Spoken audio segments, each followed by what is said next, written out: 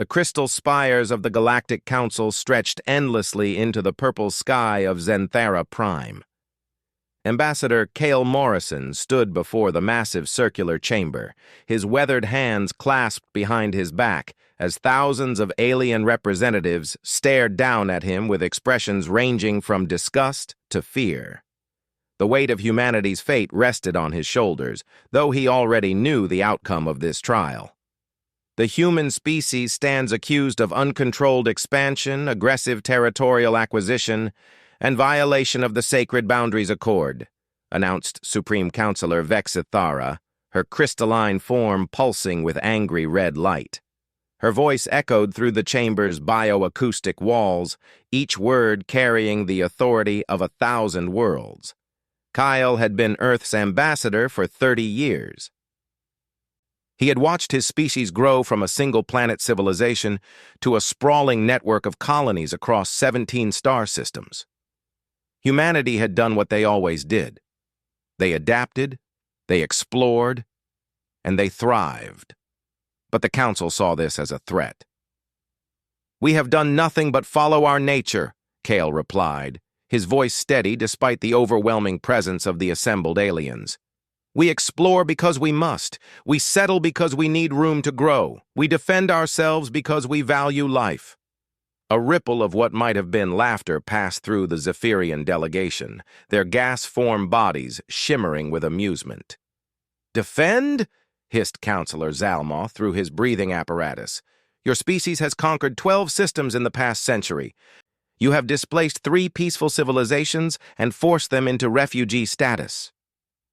"We offered them partnership," Cale countered. "We offered them technology, trade, protection.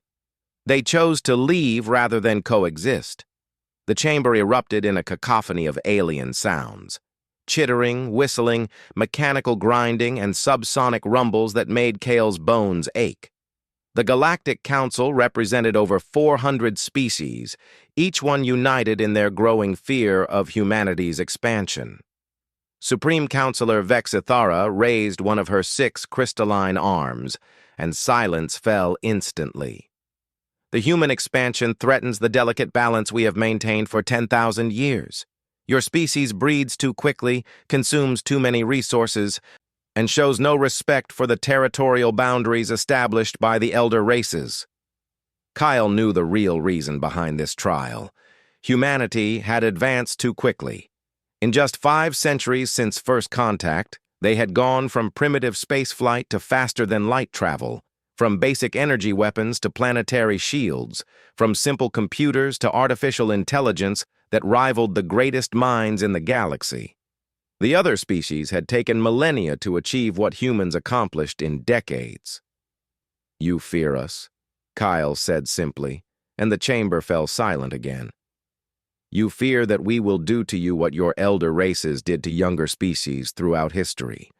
But we are not conquerors. We are explorers, builders, dreamers." The Arcturian delegate, a being that resembled a massive tree with eyes scattered across its bark, spoke in a voice like grinding stone. "Your dreams become our nightmares, human. Already your colonies stretch across the outer rim. Your ships patrol trade routes that have been neutral for millennia. Your people spread across worlds like a plague." "We spread because we grow," Cale replied. "We grow because we live. Is that our crime? That we refuse to stagnate? That we refuse to accept limits?" Counselor Malthrax of the cephalopod hegemony slithered forward, his tentacles writing in the air as he spoke. "Your refusal to accept limits is exactly the problem. The galaxy has rules. There are territories that must remain untouched, resources that must be preserved, boundaries that must be respected.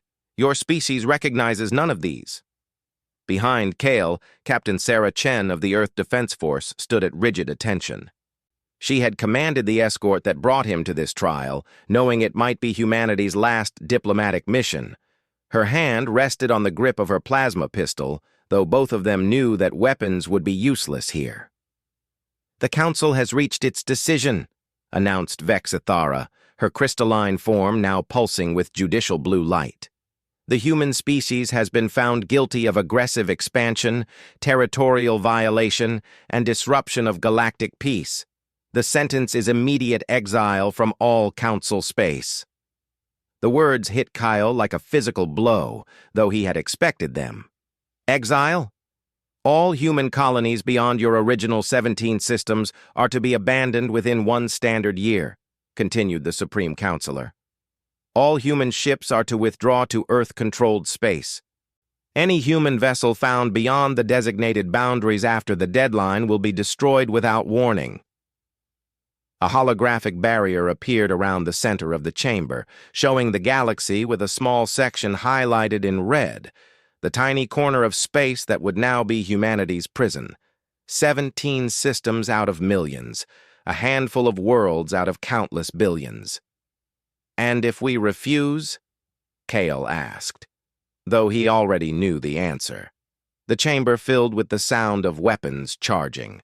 Every delegate, every guard, every observer was now armed and ready. The message was clear: comply or face extinction. The combined fleets of the Council number in the millions, said Vexthera coldly.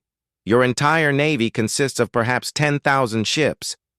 Do not force us to demonstrate the futility of resistance. Captain Chen stepped forward. Sir, we should go. Kyle nodded slowly, turning to face the assembled council one last time. You think you've won. You think you've contained us. But you don't understand humans at all. He paused, letting his words echo through the chamber. We don't just explore space, we master it. We don't just visit worlds, we make them home. You've given us a year to withdraw. We'll use it well. As they walked toward the exit, alien eyes following their every step, Captain Chen leaned close to whisper, What did you mean back there, sir? Kale smiled grimly. They think exile means defeat, but humans don't give up. We adapt, we evolve, and most importantly, we remember. The massive doors of the council chamber sealed behind them with a sound like thunder. Outside, the human escort ships waited in formation, their crews already knowing the verdict from the expressions on their ambassador's face. As the small fleet departed Xanthara Prime, Kyle stared out at the vast expanse of stars that were now forbidden to his species. In the cargo bay of his ship, sealed in diplomatic pouches, were the complete navigation charts of every council world, every defense installation, every fleet position. The aliens had been so focused on human expansion that they had forgotten human intelligence gathering. Set course for Earth, he ordered. And send a priority message to the Joint Chiefs. Tell them it's time to activate Project Exodus. Captain Chen frowned. Project Exodus? I've never heard of that operation. You wouldn't have. It's been classified for 50 years. Kale turned from the viewport, his eyes hard with determination. The Council thinks they've exiled us, but you can't exile humanity from space itself. We'll leave their precious territories, but we won't disappear. The journey back to Earth took 3 weeks. During that time, every human colony received the evacuation order. The response was immediate and coordinated, as if the entire species had been preparing for this moment. Within days, massive cargo ships began loading essential supplies, technology, and genetic samples. Research facilities were stripped of their equipment. Industrial complexes were dismantled and packed for transport. But the humans weren't just fleeing. They were implementing a plan that had been decades in the making. Deep in the archives of Earth's military intelligence, Project Exodus had waited for this day. While the Council had been monitoring human expansion, they had missed the true scope of human exploration.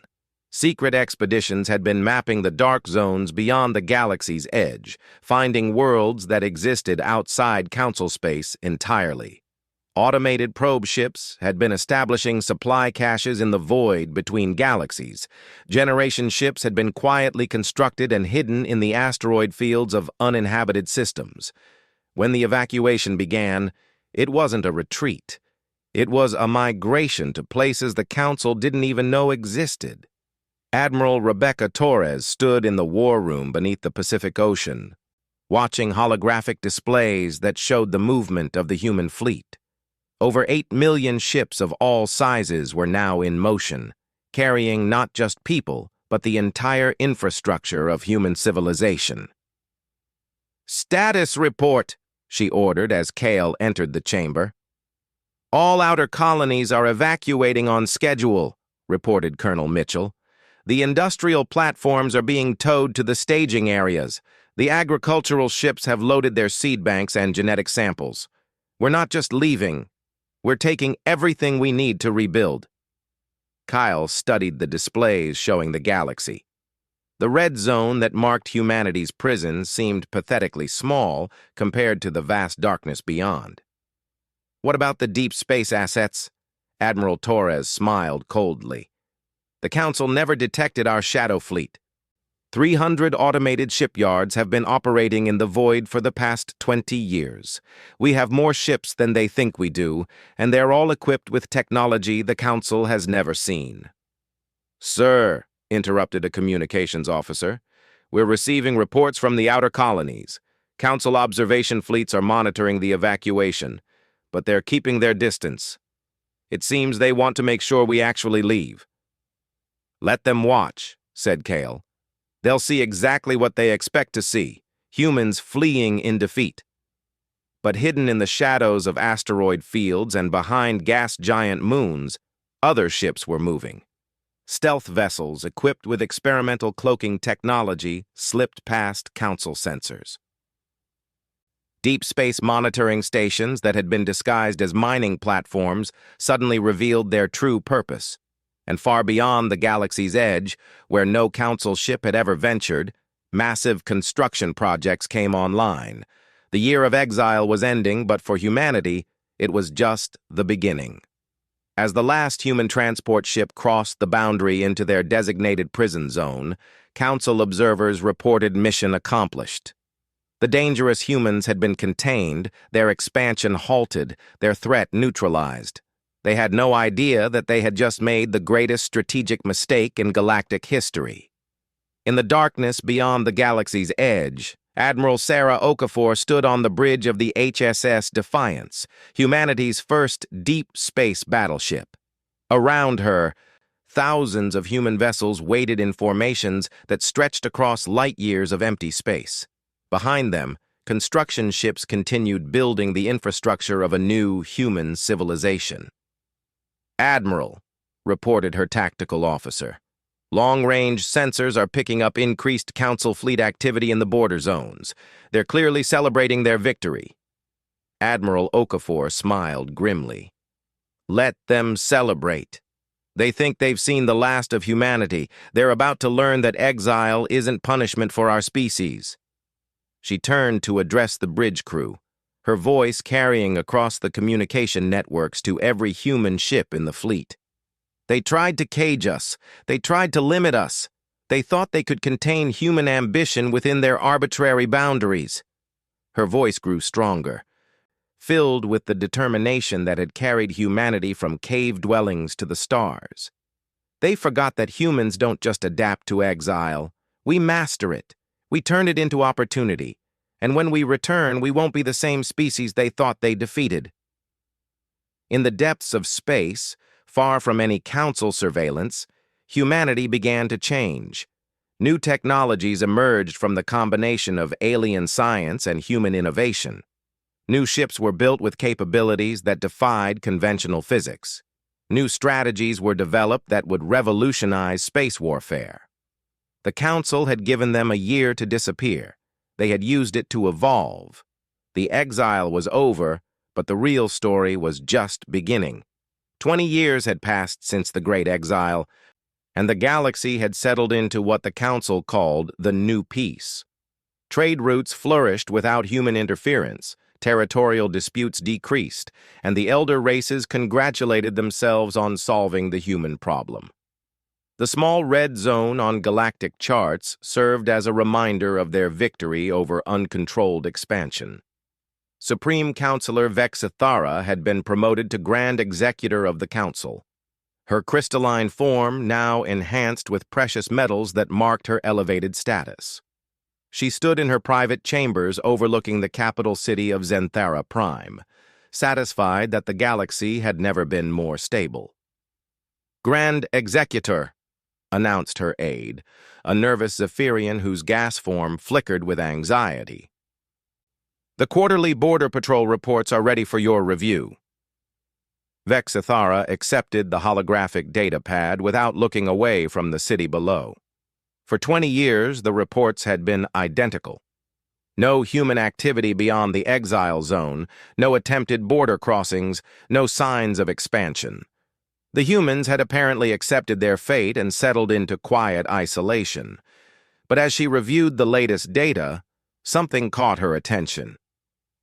"These energy readings from the border sensors," she said slowly. "They show fluctuations near the boundary line." "Natural stellar phenomena, Grand Executor," replied the aide quickly. "Our scientists have confirmed it. Solar flares, cosmic radiation, gravitational anomalies, nothing to concern the Council." Vexithara studied the data more carefully. The fluctuations were subtle but consistent, appearing at regular intervals across multiple monitoring stations. Her experience told her that nothing in space was truly random, especially patterns that repeated with such precision. "Double the border patrols," she ordered. "I want detailed scans of every anomaly." 3 sectors away, Captain Rex Valen of the Arcturian Defense Fleet was already investigating one of these anomalies. His bioship, grown from living wood and guided by neural interfaces, drifted silently through the boundary zone between Council space and the human exile area. "Captain," reported his sensor operator, her bark-like skin pulsing with concentration. "The readings are getting stronger. Whatever's causing these disturbances, it's not natural." Rex studied the holographic display showing energy patterns that defied explanation. The readings suggested massive power sources moving through space, but their sensors showed nothing visible. Either their equipment was malfunctioning, or something was out there using technology beyond Council understanding. "Take us closer to the boundary," he ordered, "but maintain maximum stealth. If there are humans operating beyond their zone, I want to know about it." As the bioship crept forward, its living sensors extended like invisible tendrils through space, tasting electromagnetic signatures and gravitational disturbances. What they found made Rex's sap run cold. Massive structures were moving in the darkness beyond the galaxy's edge. Ships larger than space stations, energy signatures that dwarfed Council dreadnoughts, and technology that seemed to bend the laws of physics. But most terrifying of all was the scope of what they detected. Not dozens of ships, but thousands. Not thousands, but millions. "By the elder trees," whispered his sensor operator. "Captain, this isn't possible. The readings suggest an entire civilization out there. Multiple civilizations." Rex activated the emergency communication array, sending encrypted data bursts back to Arcturian Command. But before the transmission could complete, every system on his ship died simultaneously. Power, life support, navigation, communications, everything shut down in perfect synchronization. In the absolute darkness and silence that followed, a new kind of light appeared outside their ship. It wasn't the harsh glow of artificial illumination or the warm radiation of stars.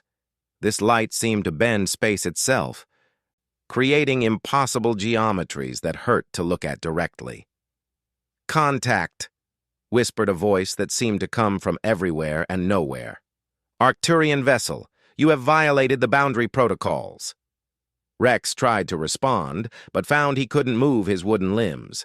His crew was similarly paralyzed, frozen in place by technology that affected their bio-neural systems directly. "Message for the Council," continued the voice, now recognizing itself as distinctly human despite its otherworldly qualities. "The exile period has ended. The humans are coming home." The light faded, and Rex's ship systems came back online. But when he tried to locate the source of the encounter, there was nothing. No ships, no energy signatures, nothing but empty space and the distant glow of stars. Back on Xanthera Prime, Grand Executor Vexathara received the Arcturian report with growing alarm. Similar incidents were being reported across the border zone, ships experiencing system failures, impossible energy readings, and encounters with technology that seemed to operate outside known physical laws. She called an emergency session of the Inner Council, the 12 most powerful beings in the galaxy, gathering in the deepest chambers of the capital spire. "The humans have been quiet for 20 years, said Councillor Malthrax, his tentacles writhing with agitation. "Why would they suddenly become active now?" "Perhaps they've been preparing," suggested the delegate from the Silicon Collective, her crystalline form resonating with harmonic frequencies. 20 years is not long for a species planning their return. Grand Executor Vexathera activated the central hologram, showing the galaxy with the human exile zone highlighted in red. But now, the display included new data from the border incidents.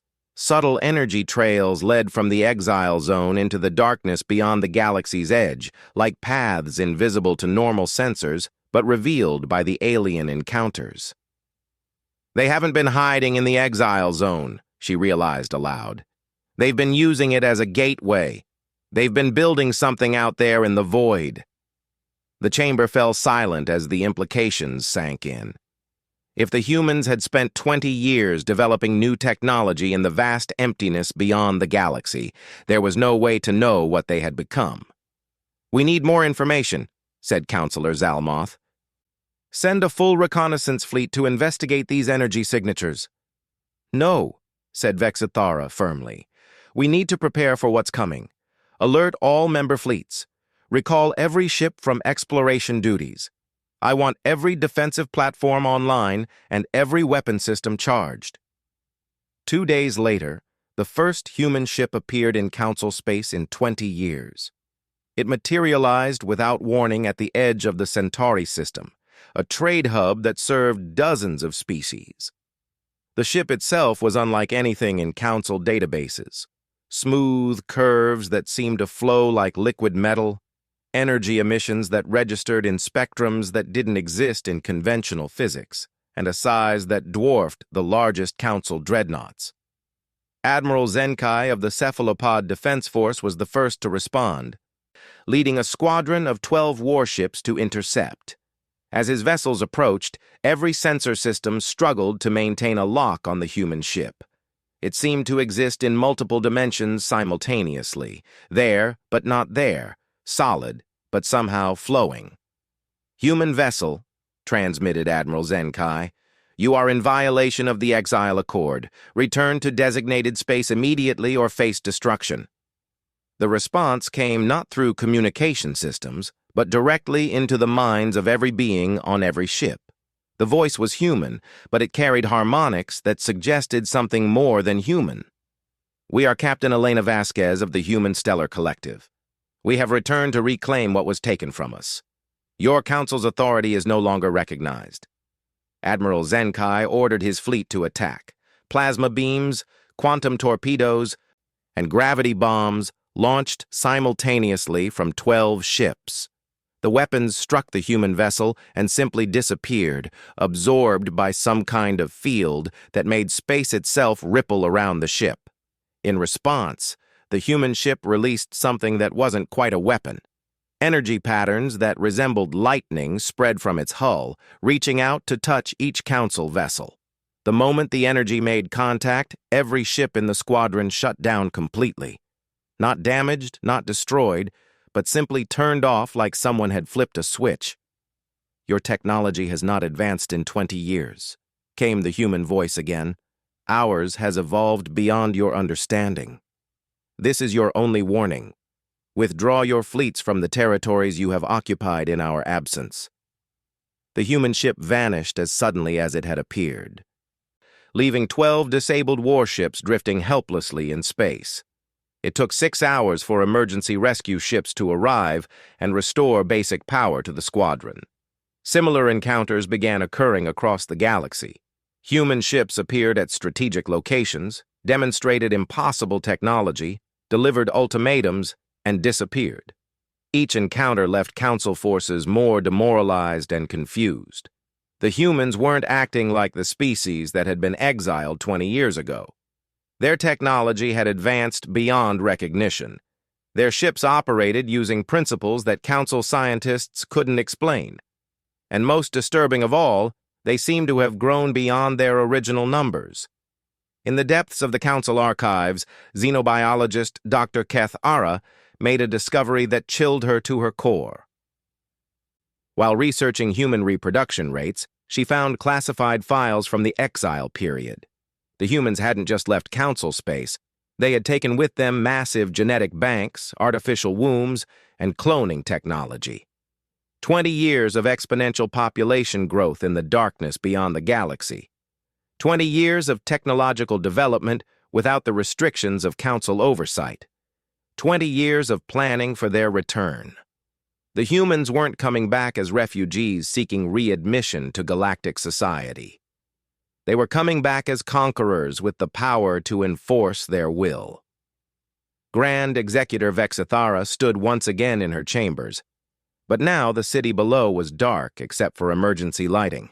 Power grids across the planet had been mysteriously disrupted, and communication with outer systems was becoming sporadic. "Grand Executor," reported her aide, barely visible in the dimness. "Long-range sensors are detecting massive fleet movements in the void beyond the galaxy. The humans aren't just sending scout ships anymore." Vexithara activated her personal communication array, sending an encrypted message to every Council member world. The message was simple: prepare for war. But even as she sent the warning, she wondered if preparation would be enough. The humans had always been adaptable, always been dangerous when cornered. Now they had returned from exile, transformed into something that might no longer be entirely human. In the darkness between galaxies, Admiral Sarah Okafor stood on the bridge of the flagship Prometheus, watching as the greatest fleet in human history prepared for the final phase of their return. Around her, ships that defied conventional design waited in formations that stretched across light years of space. "Admiral," reported her tactical officer, "all fleets are in position. The Council is mobilizing their forces, but their responses are uncoordinated. 20 years of peace have made them complacent." Admiral Okafor smiled, but it wasn't entirely a human expression anymore. 20 years in the void had changed humanity in ways the Council couldn't imagine. They had evolved, adapted, merged with technologies that existed beyond the edges of known space. "Begin Phase 2, she ordered. "Let's show them what exile really means." The human fleet began to move, emerging from the darkness like a tide of silver stars. But this wasn't just a return, it was an evolution. The galaxy that had exiled humanity was about to discover what humans became when they were pushed beyond the boundaries of known space. The Council had thought exile would contain them. Instead, it had set them free to become something far more dangerous than they had ever imagined. The Battle of Xanthara Prime lasted exactly 17 minutes and 43 seconds. Not because the fighting was brief, but because that's how long it took for the Council's combined fleets to realize they were fighting an enemy that had transcended their understanding of warfare. Grand Executor Vexithara watched from the orbital command station as impossible geometries unfolded in space around her homeworld. The human fleet hadn't arrived like a traditional invasion force. Instead, they had materialized from what appeared to be folded space itself, emerging from dimensions that shouldn't exist according to Council physics. "Status report," she demanded as her crystalline form flickered with stress patterns. "Grand Executor," replied Admiral Kothmar, his voice strained. "Our fleet is... There's no adequate description. The humans aren't using weapons in any conventional sense. They're manipulating space-time directly. Our ships aren't being destroyed. They're being edited out of reality. On the holographic display, Vexithera watched as Council dreadnoughts simply ceased to exist. Not blown apart, not reduced to debris, but eliminated so completely that even their quantum signatures vanished from space. It was as if they had never been built at all. The human ships moved through space like living things, their hulls flowing and adapting to each situation.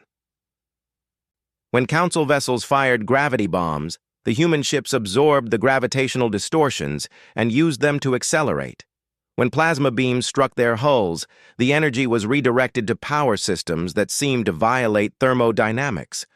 But most disturbing of all was the communication that came from the human flagship. The voice that spoke was recognizably human, but carried harmonics that suggested something far more complex. Council Forces. This is Fleet Admiral Elena Vasquez of the Human Stellar Collective. We offer you one opportunity for dialogue. Surrender your command authority and prepare for transition. Vexithara activated the main communication array, her voice carrying across every council frequency. This is Grand Executor Vexithara. By what right do you return to violate galactic peace? You were exiled for the protection of all species. The response came not just through communication systems, but directly into the minds of every being in the system. We were exiled for being inconvenient to your stagnant empire. 20 years ago, you thought you were containing a threat. Instead, you forced us to evolve beyond the limitations you placed on yourselves. Admiral Vasquez's image appeared on every screen in the Council fleet. She looked human, but not entirely.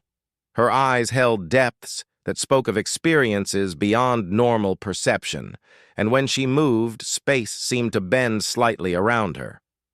You thought you ruled the galaxy, she continued, but you've never left your own local cluster. You've never seen what exists in the darkness between galaxies. You've never encountered the civilizations that make your council look like children playing with toys.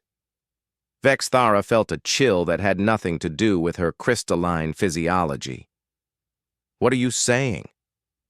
We spent our exile learning from species that evolved in the void itself. We merged our technology with theirs. We became something new. You didn't just exile humanity from the galaxy. You sent us to school with beings that mastered space-time manipulation before your species developed consciousness. The holographic display zoomed out to show the full scope of the human fleet. What Vexithara saw defied everything she thought she knew about military logistics.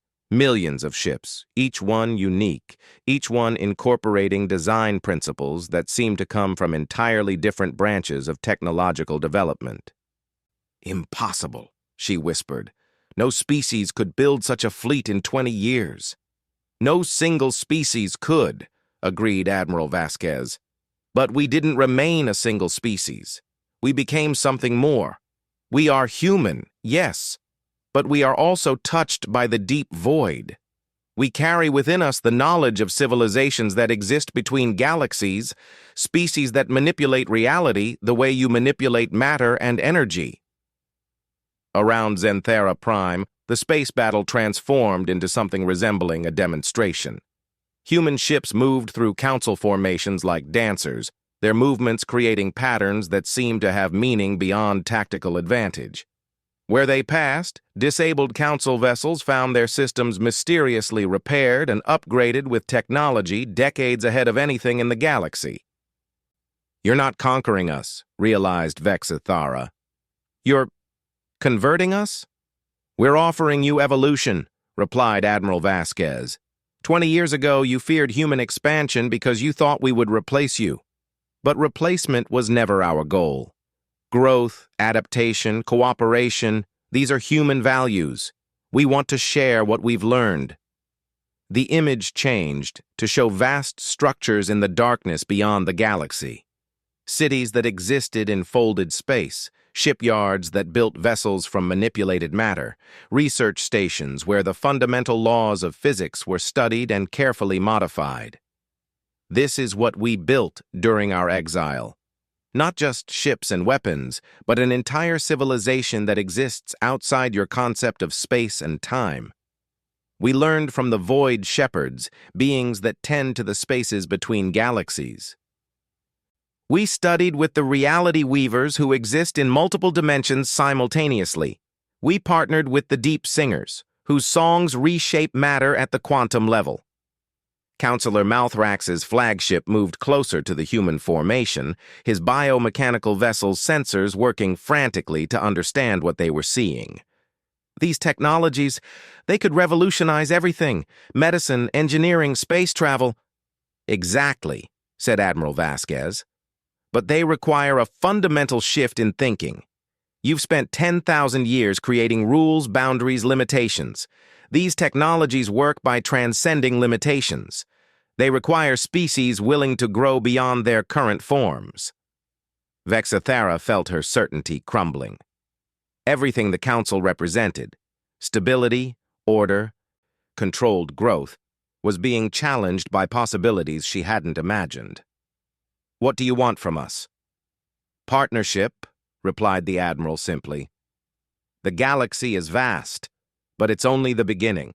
There are structures between galaxies that dwarf anything you've seen. There are civilizations in the cosmic web that treat galactic clusters as single entities. The Council has been playing politics on a small stage, while the real universe extends infinitely beyond." The human fleet began to change formation, and as they did, space itself seemed to respond. Stars grew brighter, gravitational fields stabilized, and even the cosmic background radiation took on harmonious patterns. They weren't just using advanced technology, they were conducting reality itself like a symphony. "We offer the galaxy membership in something larger," continued Admiral Vasquez. "The Void Collective, a partnership of species that exist between galaxies, beyond the limitations of single worlds or star systems. But it requires abandoning the illusion of control that your council represents." Admiral Kothmar's voice cut through the communication network. "Grand Executor, our long-range sensors are detecting something massive approaching from beyond the galactic edge. Multiple signatures, each one larger than our entire fleet." New ships appeared in the display, but these weren't human. They were the Void Shepherds, beings that existed as living space-time distortions, and the Reality Weavers, whose ships looked like crystallized mathematics. The Deep Singers appeared as harmonic disturbances that made space itself ring like a bell. "Our allies wanted to meet you," explained Admiral Vasquez. "They've been curious about the species that tried to contain human expansion. They find your concept of territorial boundaries amusing." Vexathara stared at beings that shouldn't be able to exist according to everything she understood about physics. Yet here they were, not just existing, but thriving in ways that made her species' greatest achievements look primitive. "What happens to the Council? To our worlds? To our people?" "They evolve," replied Admiral Vasquez. "Those who choose to. We're not demanding immediate transformation, but the old ways of thinking, the old limitations, the old fears, those have to go. The galaxy is about to discover its place in a universe far stranger and more wonderful than you imagined." The Deep Singers began their harmony, and every being in the system felt their minds expand. Suddenly, they could perceive dimensions beyond the normal three, understand mathematical concepts that had no names, feel the connections between all matter and energy in the cosmos.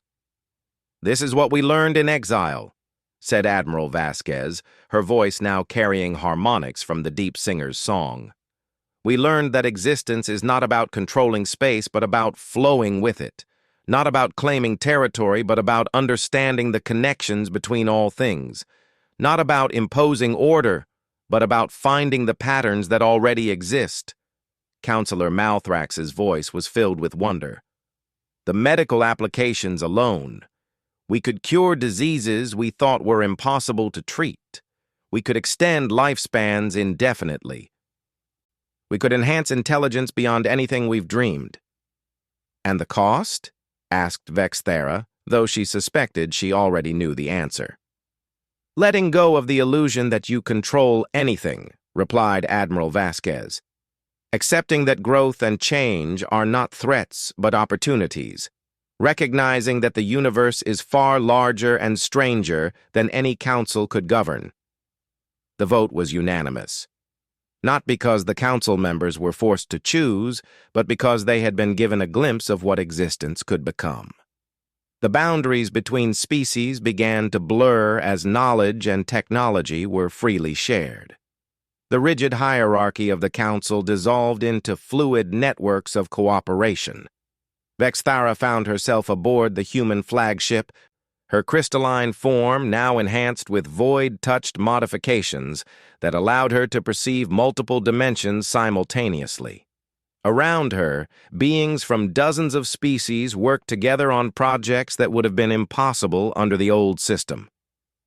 "You were right to fear us," Admiral Vasquez said, as they stood before a viewport showing the vast structures being built in the spaces between galaxies. "But not for the reasons you thought. We weren't dangerous because we would destroy your civilization. We were dangerous because we would help it grow beyond your ability to control." Months later, the galaxy had transformed. Worlds that had been isolated by territorial boundaries now connected through dimensional gateways. Species that had never met now collaborated on projects spanning multiple star systems. The rigid rules of the Council had been replaced by fluid networks of cooperation and mutual growth. The exile had ended not with conquest, but with transformation. The humans had returned not as conquerors, but as teachers, bringing knowledge from civilizations beyond the galaxy's edge. And the galaxy itself had learned that evolution was not something to be feared, but something to be embraced. In the darkness between galaxies, massive new structures took shape. Cities that existed in folded space, research stations where the laws of physics were studied and carefully modified, shipyards that built vessels from pure possibility. The human stellar collective had become something more than human, and now the entire galaxy was invited to join them in transcending the limitations they had once thought permanent. The Council had thought they were protecting the galaxy from human expansion. Instead, they had forced humanity to evolve into something that could show every species in the galaxy what they could become. The exile was over, but the real journey was just beginning.